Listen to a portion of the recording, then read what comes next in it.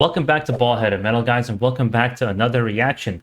This week I've been on a mission to do different kinds of reactions to bands I haven't done for a long time, haven't done at all, or come back to bands that give them a second shot. Like with the band Unlucky Morpheus, where I've heard one song, it just kind of wasn't into the whole neoclassical thing that was going on.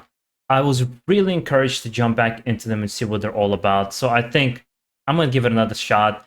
Perhaps my perspective has changed and see what this is all about with their song Unending Sorceress. Without any further ado, let's get into it. If you're a fan of this band, just be prepared. I do voice my criticisms. I try to make it polite so we can have conversation around the music rather than crap on the artist or divulge into an argument in the comments, but more of a discussion.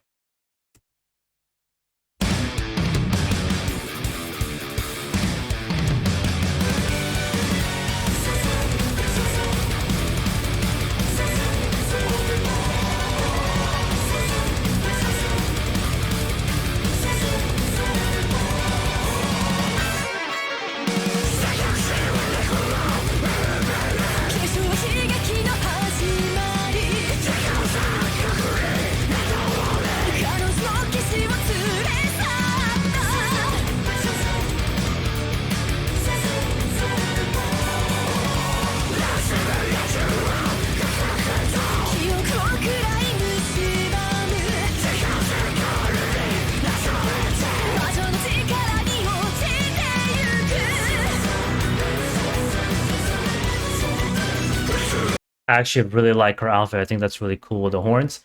This song I actually like so far. It's kind of interesting right off the bat.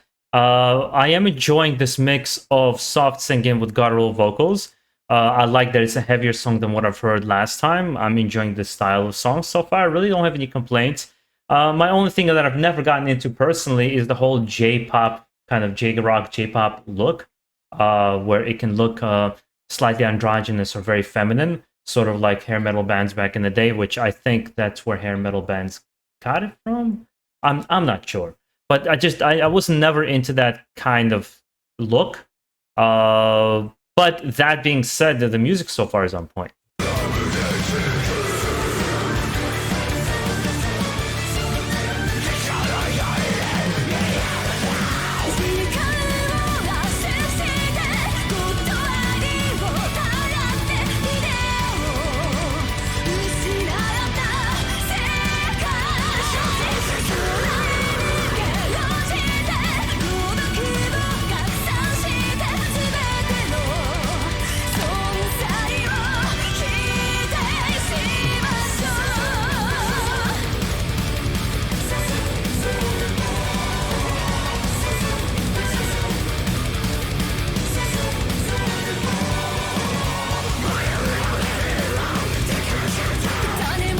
I do find it funny. There's one thing that I've noticed throughout my years of either following anime or watching movies that come out of Japan, going to Japan, listening to music.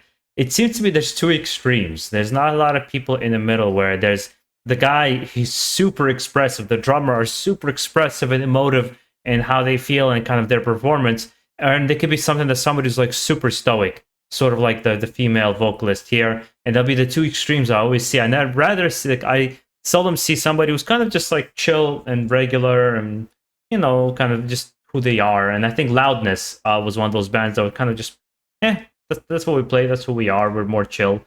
I find that interesting. I don't know if it's a cultural thing, if it's just a performance thing that, you know, because something that they've seen from bands that they've grown up with and love, or whatever it might have been. But that aside, again, that doesn't equate to the music itself. And as you guys heard, that was my kitty cat calling to me, trying to get attention. She probably is going to climb up onto the pillow here.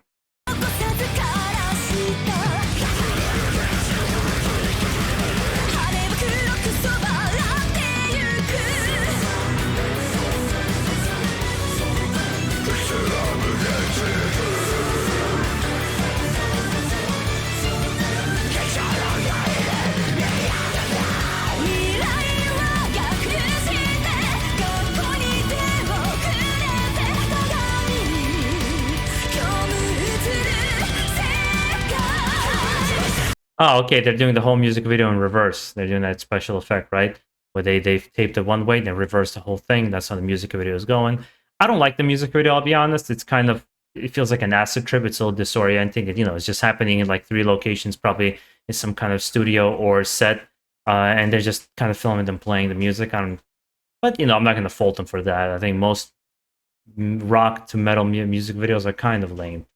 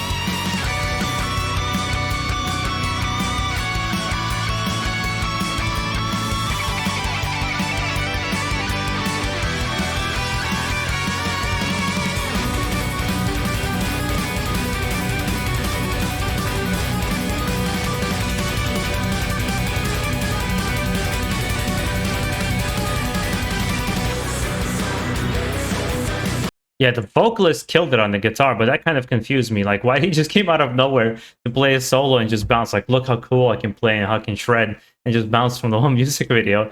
That was kind of weird, but it was good. It was a really nice solo. He plays really well. I guess he just took on more of the. I'm assuming maybe in the beginning of the band he was a guitarist, and then he took more of a leadership role in the vocals, perhaps writing the music, and just kind of went along just doing the vocals. I mean, that's one approach to it. Yeah, you know what it is? It's like objectively the song is really good, but there's also a feeling of I kind of heard this before, like a deja vu feeling. I know there's a lot of people probably who are fans of this band, but I don't know. Like I feel like I've heard a better version of this band, and I'm not saying that this is bad, but I'm like I felt like I feel like I've heard a better version of this band in the songwriting department, not necessarily the skills. I feel like they have the skills, but the song it's slightly on the repetitive side. Perhaps maybe that's the thing they're going for, that AC/DC feel, where it's not too many riffs and too many transitions. But I don't think the riffs they have here are that addictive that I'd want to hear them over and over and over again. I feel like you got another thing coming from Judas Priest's super simple song, but it's just so addictive. You want to listen to it over and over, and the chorus is so good. Here, I feel like it doesn't have that same hook, whereas it has a lot of really interesting elements. I think overall, so far, I'm enjoying the song, but I'm also not totally blown away by it.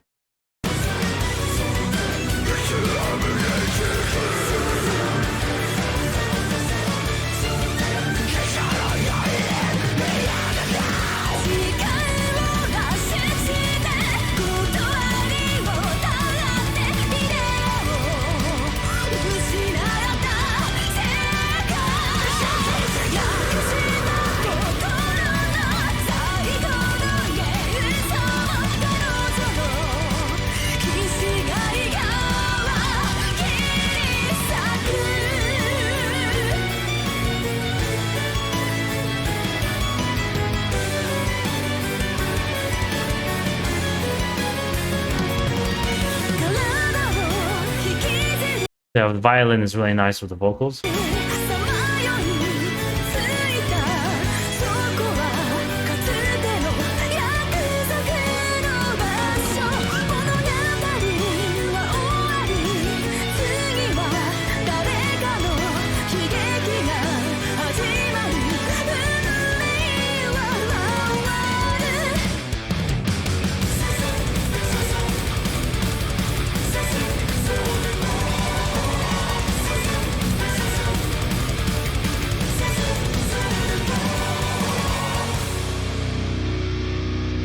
Yeah, this was cool. I think what this also band kind of falls into, and this is no way like a diss to the band.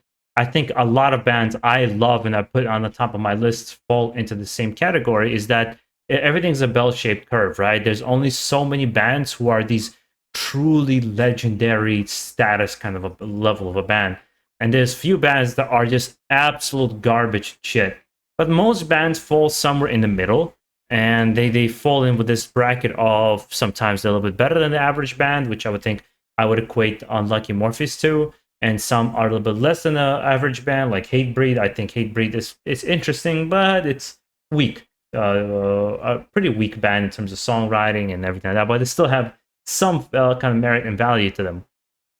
There's very few bands that are really the trendsetters, the ones that change the game. System of the Down, Iron Maiden, Judas Priest, Black Sabbath, I believe Slayer with the double harmonies. There's all the newer bands like Melakesh who incorporated Sumerian folk music and Middle Eastern themes into black metal, made it with thrashy elements. Things like bands like Immortal. I'm trying to think of like bands off the top of my head, but in terms of power metal, Symphony X, Blind Guardian, the way they innovated the genre, Sabotage. There's only so many bands that have that legendary status, but whenever I go down in the comments, a lot of people tend to be so defensive of their bands that every single band that we listen to, because we like it so much, they deserve that legendary status. What I don't think it does. And I am quickly to say to bands that I listen to, and let me tell you, 70% of bands fall in within this kind of middle category that I listen to. And there's some that are truly classics. It doesn't stop me from enjoying those bands. It doesn't stop this band from being, I think, something interesting.